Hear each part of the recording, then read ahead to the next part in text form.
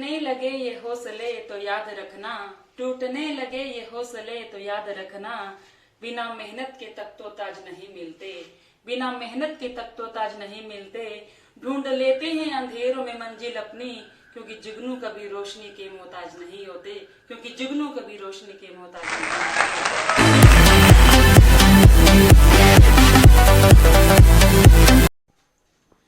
Good evening students, कैसे हो आप सब? आशा आप सब बढ़िया होंगे। तो बेटा, समय अमूल्य धन है, हमें समय को खराब नहीं करना। घर रहते हुए हमें लॉकडाउन के नियमों का पालन करते हुए अपनी पढ़ाई जारी रखनी है। उसी कड़ी में बेटा आज मैं आप लोगों के लिए 12th क्लास का जो फर्स्ट लेसन है, द लास्ट लेसन बाय अल्फोंसे डोडेट, ये तुम्हें क्लियर करवाने। डियर स्टूडेंट्स, इससे पहले कि हम चैप्टर शुरू करें, मैं तुम्हें इसकी ब्रीफ इंट्रोडक्शन देती हूँ। तो बेटा ये बात तब की है जब रशिया, जो कि पोलैंड, जर्मनी एंड ऑस्ट्रिया कुछ हिस्सा ये कंबाइंड थे, इन्होंने फ्रांस पर अटैक कर दिया और फ्रांस को हराकर उस पर के 2 डिस्ट्रिक्ट एल्सेस और लोरेन पर कब्जा कर लेते हैं। और उसके बाद वहां पर फ्रेंच भाषा पर पाबंदी लग जाती है और बर्लिन से ऑर्डर आते हैं कि आज के बाद जर्मन भाषा पढ़ाई जाएगी। तो ये कहानी तब की है।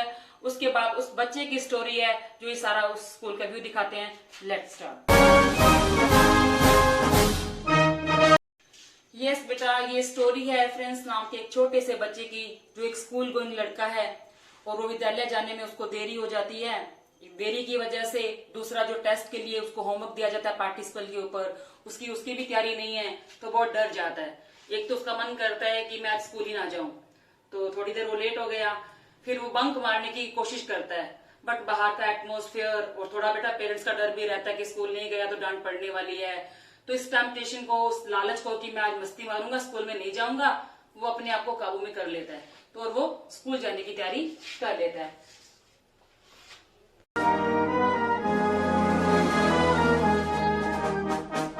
जब वो स्कूल जा रहा होता है तो रास्ते में क्या देखता है? Scene at the town hall. बेटा टाउन हॉल क्या होता है? जैसे पुराने जमाने में, अब आज के टाइम के हम बात करें तो गांव में जो तुम्हारी चौपाल होती है ना, जहाँ पर, या जैसे मिनी सेक्रेटरी गांव में होते हैं, जहाँ पर मोस्टली गांव के वीआईपीज या जो गणमान्य लोग होते हैं वो बैठे होते हैं। तो इस टाइप से टाउन हॉल जिसमें मोस्टली पीपल वहां एकत्रित रहते हैं। तो वहां काफी क्राउड रहती है। कहाँ? In front of bulletin board. अब बुलेटिन बोर्ड क्या है? ये बेटा like notice board. Notice board तुम्हें पता ही है, जिसमें कोई जरूरी इंफॉर्मेशन दी जाती है। मैंने पहले अपने वीडियो में बताया है तुम्हारे को मैंने। तो नोटिस बोर्ड में काफी रश रहता है। उसका मन तो करता है यार देखे इतनी भीड़ क्यों है, क्योंकि बच्चों में एक जिज्ञासा रहती है भीड़ को देख के, चाहे वो कोई तमाशा हो, चाहे लोग इकट्ठे हो।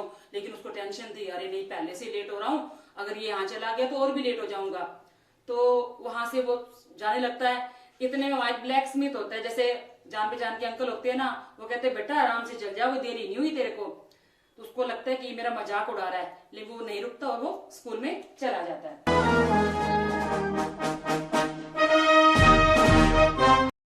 बेटा जब वो विद्यालय पहुंचता है तो ही was surprise to see the condition of the school classroom, because usually वहां पर क्या रहता है? Usual scene at the school क्या रहता है? यूजुअल तुम लोगों को पता ही है, हसल बसल, बहुत शोर शराबा रहता है। Secondly sounds of opening and closing of the desk.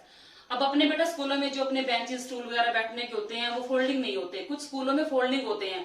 Folding बेटा मंजे तो देखे होंगे आप लोगों ने घरों के अंदर, पुराने जमानों में फोल्डिंग जो पलंग होते थे छत पे ले जाते थे, जब उसको खोलते थे बंद करते थे आवाज आती है, वो तो एक फोल्डिंग पलंग है। और काफी सारे फोल्डिंग बेंचेस खोलेंगे तो बहुत ज्यादा शोर रहता है। Repetition of lesson in unison. अब कोई टेस्ट हो रहा हो, बच्चे या तुम्हारे जैसे कुछ छोटे बच्चे क्रैमिंग करते हैं, 2 1 या 2 टेबल करते हैं, या तुम लोग कोई स्टोरी लर्न करते हो, सब बच्चे कर रहे हैं तो बहुत शोर रहता है।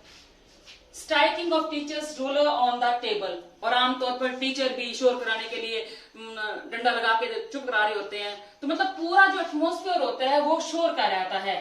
लेकिन unusual atmosphere of the school, यानी उस दिन वो कंडीशन नहीं थी। यूजुअली क्या रहता है? शोर रहता है। अनयूजुअल क्या था? ये बेटा क्वेश्चन में भी आता है कि यूजुअली क्या रहता है और अनयूजुअल क्या था। उस दिन क्या ऑब्जर्व किया फ्रेंड्स ने? उस दिन एवरीथिंग साइलेंट, पूरा स्कूल शांत था। एम हैमल इन स्पेशल ड्रेस। जो टीचर थे वो नॉर्मली जो सिंपल ड्रेस में रहते हैं, लेकिन उसने उस दिन अनयूजुअल ड्रेस पहनी थी। अनयूजुअल मतलब उसने संडेज ड्रेस, अब यहाँ संडे का मतलब है कोई एक जो हम ओकेजनली ड्रेस पहनते हैं, पार्टी वेयर ड्रेस पहनते हैं, लाइक उसने ग्रीन शर्ट पहनी हुई थी, फ्रिल्ड कॉलर वाली, उसने उसके कॉलर्स थे उसके जो भी उसने पहना हुआ था, एंड एक ब्लैक हैट पहन रखी थी, वो भी एम्ब्रॉयडर्ड थी, कढ़ाई की हुई थी, तो कुछ पार्टी वेयर लग रहा था। उसको लग रहा है आज यार क्या स्पेशल चीज है।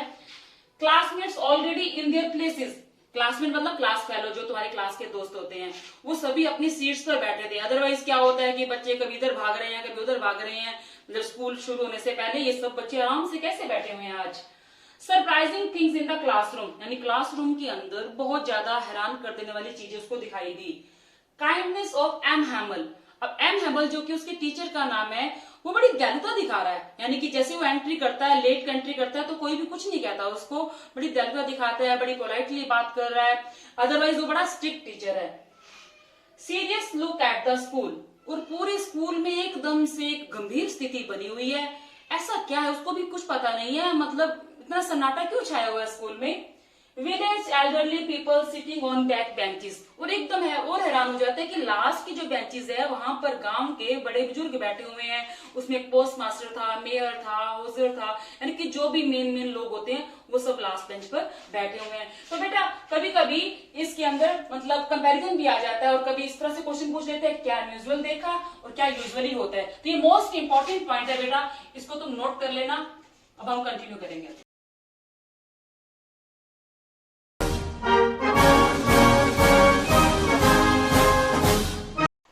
M Hamel's addressing to students, अब एम हैमल जो बेटा टीचर हैं, दो ही कैरेक्टर है मेन इस लेसन के अंदर, फ्रेंड्स और एम हैमल जो उनके टीचर हैं वो एड्रेस कर रहे हैं। वो उनका लास्ट लेसन है, मतलब वो उसके बाद वो जाने वाले हैं, क्योंकि क्या वो क्या कह रहे हैं, वी डिमांड्स फुल अटेंशन। तो वो कहते हैं कि आज का लेसन पूरे ध्यान से सुनो। वैसे भी स्कूल में जैसे ऐसा माहौल बना हुआ है, पूरे सब लोग शांत है वहां पर। वो बता रहे हैं कि मेरा लास्ट लेसन है, German will be taught in school of, मैंने पहले ही बताया कि ये दो डिस्ट्रिक्ट है बेटा, ये एक नंबर में क्वेश्चन आ जाता है कौन सी डिस्ट्रिक्ट ऑक्यूपाई करी थी उन्होंने। यहाँ पर अब फ्रेंच की जगह जर्मन भाषा पढ़ाई जाएगी।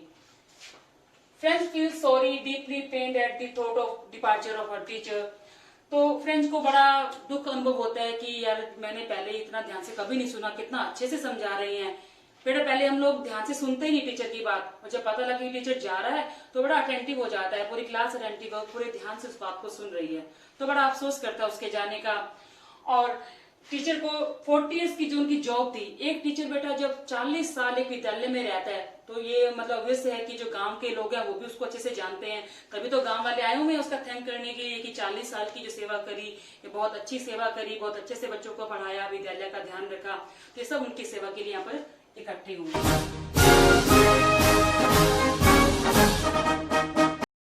लैक ऑफ लर्निंग, अब बेटा M Hamel lack of learning यानी कि जो बच्चे पढ़ाई से पिछड़ गए हैं या कम सीखे हैं, उसका कारण बच्चों को दोष, क्योंकि वो बीच में से सारा लेसन कंप्लीट करता है, बच्चों से क्वेश्चन भी पूछता है, तो जब वो फ्रेंड से पूछता है तो वो जवाब नहीं दे पाता, तो उसको बिल्कुल पोलाइटली बिठा देता है, कभी डांटता भी नहीं। फिर वो कहते हैं बेटा तुम्हारा कसूर नहीं है, ये कसूर हमारा सबका है। तो वो कसूर किसका मानता है? Parents ignorant. आमतौर पर बेटा हम लोग भी बोलते हैं कि पेरेंट्स अपने काम के लिए बच्चों को स्कूल से छुट्टी दिलवा देते हैं और अपने पैसा कमाने के लिए उनको काम पे भेज देते हैं, विद्यालय मतलब पढ़ाई को इंपॉर्टेंस नहीं देते हैं। तो मेन रीजन तो उन्होंने ये बताया। उसके बाद आल्सो ब्लेम हिमसेल्फ, कि मैं खुद भी दोषी हूँ। कभी कभी क्या होता है बेटा, हम लोग जैसे एक्स्ट्रा वर्क होता है या कभी ऊपर अनएक्सपेक्टेड हॉलीडे आ जाती है, हम छुट्टी कर देते हैं, तो कहीं ना कहीं हम भी कारण होते हैं तुम्हारी पढ़ाई नहीं करने का। तो वो अपने आप को भी ब्लेम कर रहा है।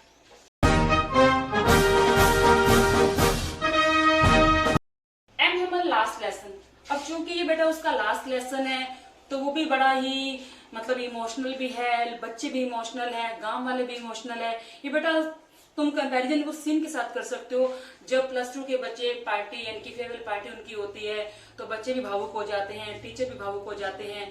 तो जो कुछ वो कहना चाहते हैं उसी एक दिन में बच्चों को उनके जीवन के उज्जवल भविष्य की बातें करते हैं, उनके करियर की बातें करते हैं, यानी कि सारी बातें एक ही दिन में कहना चाहते हैं ना। ऐसा तुम लोगों ने नोटिस भी किया होगा, जो तुम्हारा लास्ट डे होगा जिस स्कूल से भी तुम लोग आए हो या जाओगे, तो वहां वो सारी बातें एवरीथिंग इन वन गो, वो ऐसा उसका मन करता है कि जो भी बातें मैं कहना चाहता हूँ कि आज के लेसन में सारी बातें कह दूं, क्योंकि आज के बाद तो ये बच्चे मुझे मिलने वाले नहीं।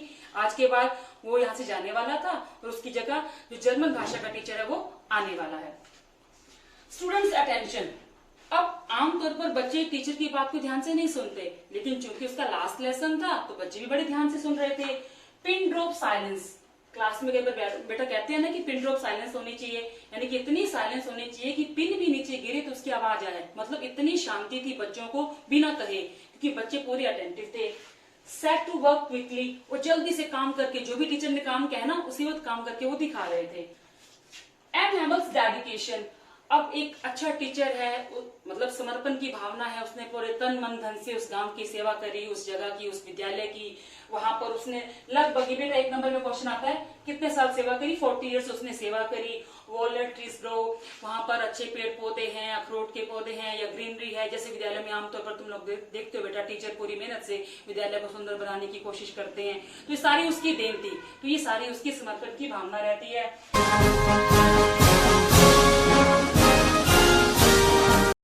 एम हैमल स्पिरिट ऑफ पैट्रियोटिज्म, अब बेटा मैं पहले भी कई बार कह सकती हूँ, जो देशभक्ति की भावना होती है ना बेटा, वो जरूरी नहीं है कि हम देश की सेवा बॉर्डर पर लड़ाई करके ही करें। जो हमारी ड्यूटी है, जो हमारी मॉरल ड्यूटी है स्टूडेंट्स की पढ़ने की है, पढ़ लिख के कुछ देश की भलाई के लिए अच्छे काम करो, देश के वेलफेयर के लिए काम करो, तो ये भी एक अच्छी देशभक्ति है। तो वो टीचर था, उसने अपनी पूरी डेडिकेशन टीचिंग को दी हुई थी, तो वो देश के बारे में, मतलब अपनी लैंग्वेज को बेस्ट लैंग्वेज कहता है कि फ्रांस की जो भाषा है पूरे विश्व में उत्तम भाषा है। जैसे हम अपनी हिंदी भाषा को बोलते हैं कि हमारी हिंदी है, वो बड़ी गौरव की बात है, हम हिंदी देश के वासी हैं, तो हिंदी को प्रेफरेंस देते हैं, हर देश अपनी भाषा को प्रेफरेंस देता है। तो वो लोगों में जागरूकता फैलाने का काम कर रहा था। तो जैसे ही चर्च, वहाँ बेटा घंटाघर होता है, सिरसा के स्टूडेंट्स को शायद पता भी होगा कि सिरसा के अंदर जो घंटाघर चौक है, वहाँ हर घंटे के बाद घंटा बजा करता था, यानी कि 12 बज गए, 1 बज गए, तो वहाँ भी चर्च पर घंटा बजा। वो घंटे बजने का मतलब है कि 12 बज चुके हैं, अब ये दिन ओवर हो गया, यानी कि इसको यहाँ से जाना था। जैसे ही घंटा बजा, उसकी जो गले की आवाज थी वो रुद्ध हो जाती है, चौक्ड हो जाती है, और वो वही मतलब गेट बोर्ड के पास ही नीचे बैठ जाता है और ये वर्ड लिखता है वाइल्ड लिव फ्रांस। अब ये उसका फ्रेंच भाषा का वर्ड है, इसका हिंदी में मीनिंग है, सॉरी इंग्लिश में, लॉन्ग लिव फ्रांस। इतना कहकर वो इशारे से क्लास को डिसमिस कर देता है। यूएसयू में गो, बिना बोले ही लोग वो समझ जाते हैं। That is the lesson. अब मैं इसके कुछ वर्ड मीनिंग कराऊंगी। यस बेटा, इंपॉर्टेंट की पॉइंट्स जो एग्जाम के पॉइंट है, बहुत ज्यादा इंपॉर्टेंट है, मैं तुम्हें वही करवा रही हूँ। स्कॉल्डिंग, रिब्यूकिंग। स्कॉल्डिंग मतलब डांटना, ये तुम्हें सबको पता भी होगा, नहीं पता तो नोट कर लेना। रिब्यूक करना मतलब डांटना। चर्पिंग, चिड़ियों का चहचहाना। ट्विटरिंग, सेम चीज है, चहचहाना। टेम्पटिंग मतलब ललचाना, एंटाइसिंग, किसी चीज को देख के आकर्षित हो जाना। बुलेटिन बोर्ड, ये तुम्हें पता है बेटा, नोटिस बोर्ड मैंने बताया पहले भी। रैपिंग और थंपिंग या बीटिंग, यानी जैसे टीचर रूलर को लेके उसको थपथपाता है ना, किसी चीज को पीटना। एम्ब्रॉयडर मतलब कढ़ाई करना। ऑर्नामेंटेड विद नीडल वर्क, सुई धागे से कढ़ाई करना, ये लड़कियां जानती होंगी, सूटों पे कढ़ाई वगैरह करवाती हैं बेटा। थंडर क्लैप मतलब बिजली की कड़क जैसी आवाज। स्टार्टलिंग, कुछ चौंकाना, अचानक से कुछ बिजली जैसी आवाज होना। क्रैंकी, असेंट्रिक, स्ट्रेंज, या बोले कि सनकी टाइप के जो लोग होते हैं। whimsical भी उसका सेम मीनिंग है। That is enough. और बेटा एक इंपॉर्टेंट बात, जो तुम्हारी कोविड-19 की जो ऑनलाइन परीक्षा होनी थी विभाग की तरफ से, उसकी डेट बढ़ा दी गई है, 15 तारीख है। जिन्होंने अभी तक रजिस्ट्रेशन नहीं करवाया वो अपना रजिस्ट्रेशन जरूर करवाएं, और किसी को दिक्कत हो तो हमसे संपर्क करें। Thank you. Subscribe to the channel and hit the bell icon for latest updates.